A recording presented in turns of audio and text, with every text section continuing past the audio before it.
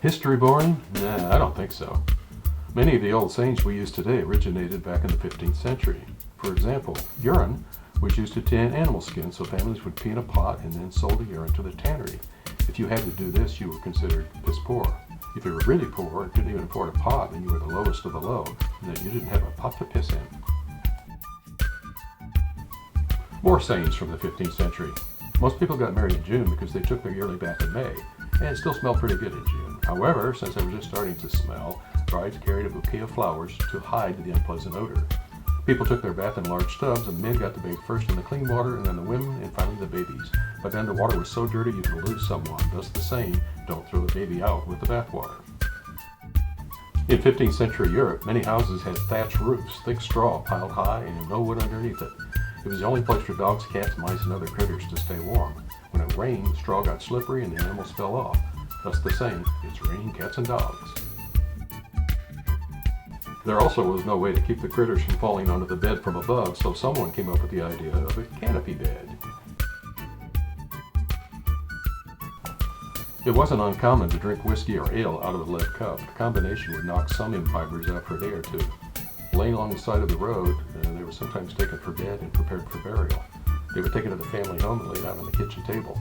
The family would gather around and eat and drink, waiting to see if the person would wake up. Thus the term, holding awake. Most houses had dirt floors, and if yours did, you were considered to be dirt poor.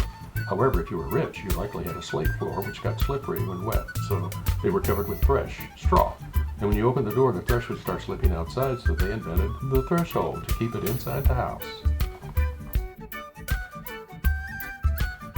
Leftovers were usually put back into the cooking pot after dinner, and new vegetables were added later as available over a long period of time.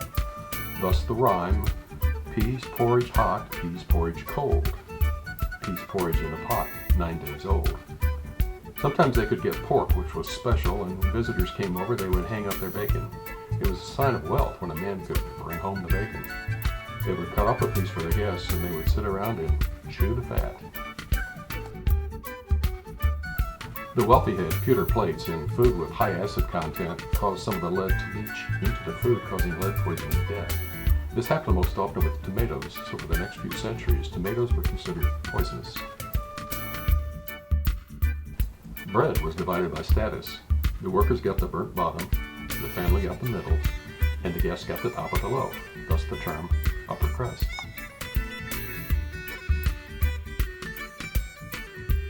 Because of limited space, the British had to reuse some of the graves, and so upon opening the coffins, it was discovered that many of them had scratch marks on the inside of the lid.